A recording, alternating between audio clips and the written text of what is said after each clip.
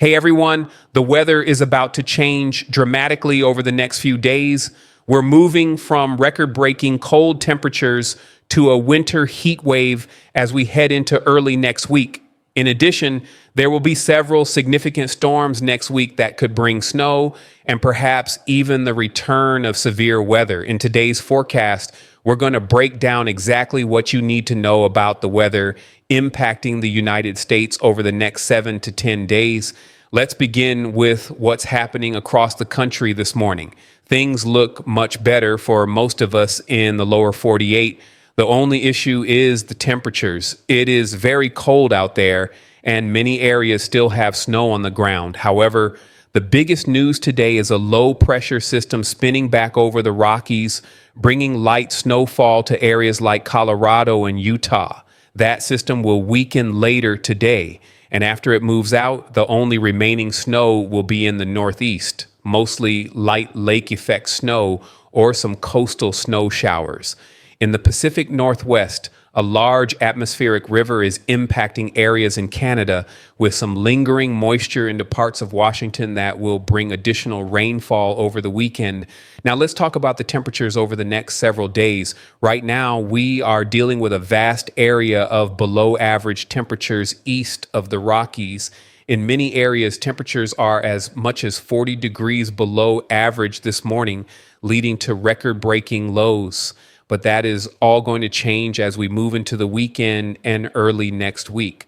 The cold air will start to weaken on Saturday afternoon and continue to moderate into Sunday. Although it will still linger in the southeast and the Tennessee Valley, overall, we're going to see temperatures increase. By early next week, high pressure will dominate the entire United States, meaning there will be very little rainfall. This high pressure system will usher in warm air from the south via strong southerly winds, with many areas warming 20 to 30 degrees above average. Even South Dakota could see highs in the 60s, and parts of Nebraska and South Dakota might even reach the 70s on Monday, potentially breaking records. As I mentioned in our last forecast, the weather is currently erratic. We're transitioning from record-breaking low temperatures today to possibly record-breaking high temperatures on Monday. By Tuesday afternoon, warm air will spread across the entire lower 48, leaving very few areas even slightly below average. Then by Wednesday and Thursday, conditions may change again. We might get a shot of cold air or even Arctic air at the tail end of next week in parts of the Northeast. This could feel as cold as the Central and Northern Plains did this week. It's something to watch for as we approach next weekend, although it is too early to determine the exact intensity or scale of this Arctic air mass. Looking further ahead into early the following week, conditions become more uncertain. However, I do think areas like the Northern Plains and the Northeast will be a bit colder than average at the very end of February and into early March. Finally, here's what the temperatures look like this morning. If you're in Florida, be careful out there. There are falling iguanas today because of how cold it is. As we move into Saturday morning, the cold air will start to simmer down. In the Midwest, where temperatures are in the teens and single digits and below freezing conditions extend into areas like Texas and through Dixie Alley, the chill will retreat by Sunday and Monday, returning to the Arctic and Canada. By Monday afternoon, we're expecting highs in the mid to upper 50s and even 60s across the Central Plains, with some parts of Kansas possibly reaching the 70s, which is unusual.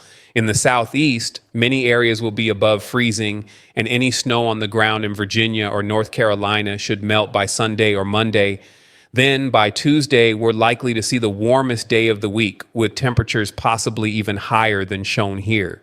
Perhaps a few 60s or even a couple of low 70s in parts of Nebraska, South Dakota, and across the Central Plains.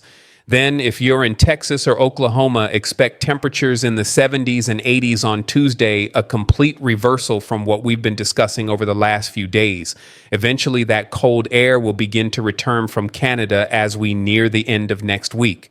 Big storms coming soon. The weather is going to change significantly over the next several days, not only in temperature, but also in the amount of rain and snow we'll see. Much of this change is due to our jet stream pattern. Right now, we don't have any major features except for that large low pressure system that brought a winter storm over the last couple of days to areas like the Central Plains and the Mid-Atlantic.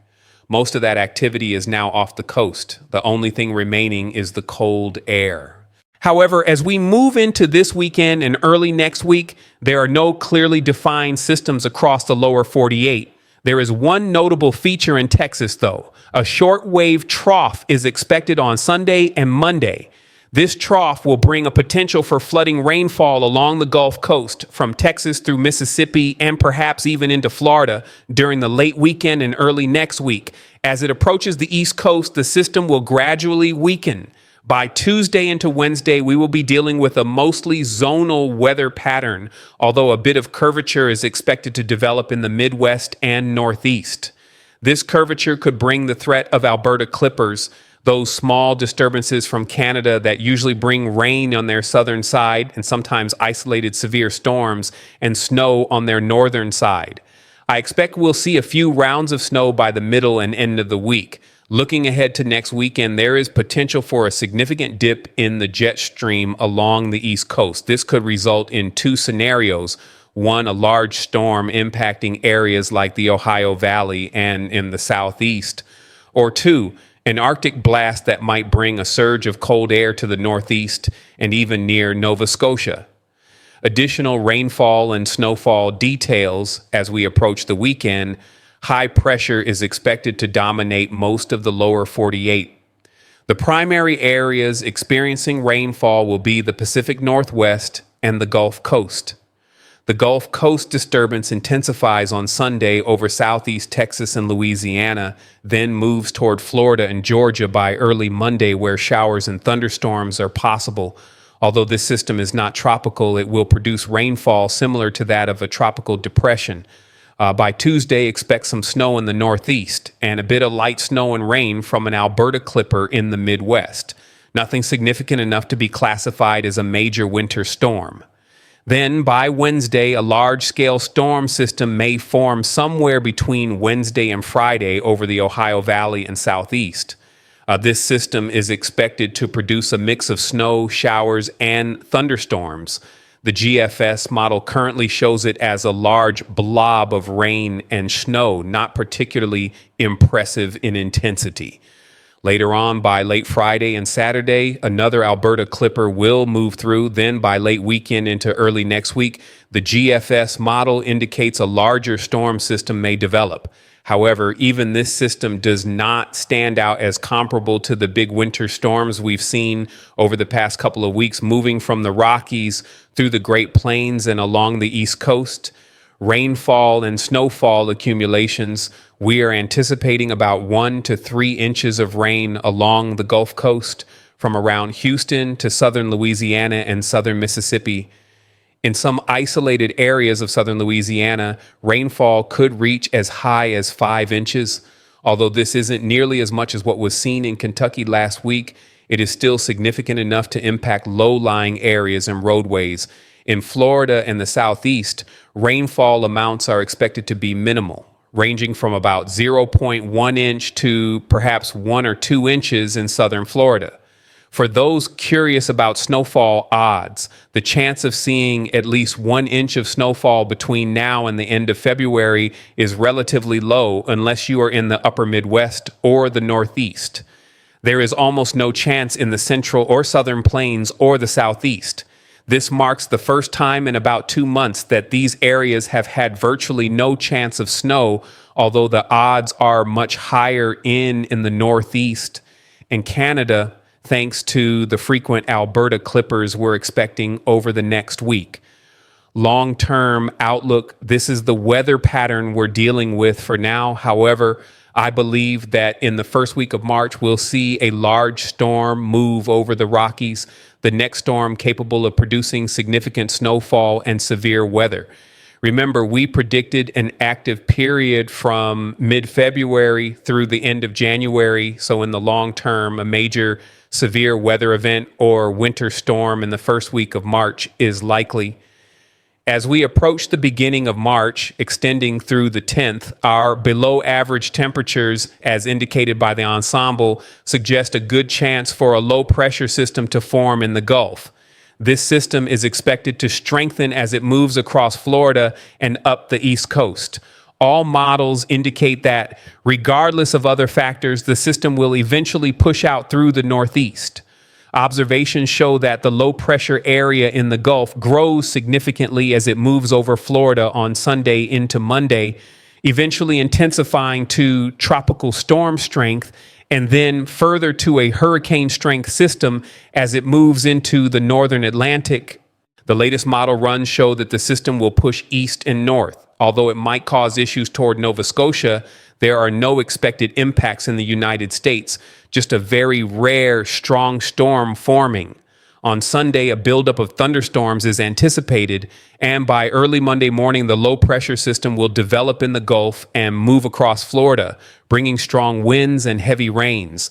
However, the system will be weighted toward the eastern side, meaning the northern Bahamas could also experience significant heavy rain and gusty winds. Shortly after that system, a cold front will move through from Wednesday until next weekend, maintaining the potential for a nor'easter in the northeast. However, the latest runs indicate that the precipitation may not align with the colder temperatures, so the system could easily be pushed offshore. The good news is that all winds are projected to remain offshore, affecting very few people. The only exception may be in the northern Bahamas, where wind gusts could reach 40 to 50 and possibly even up to 60 miles per hour as the system rapidly moves east. Our next video update will be tomorrow morning, so make sure you're subscribed to the channel. There's also a slight chance that we'll go live tomorrow, so stay tuned.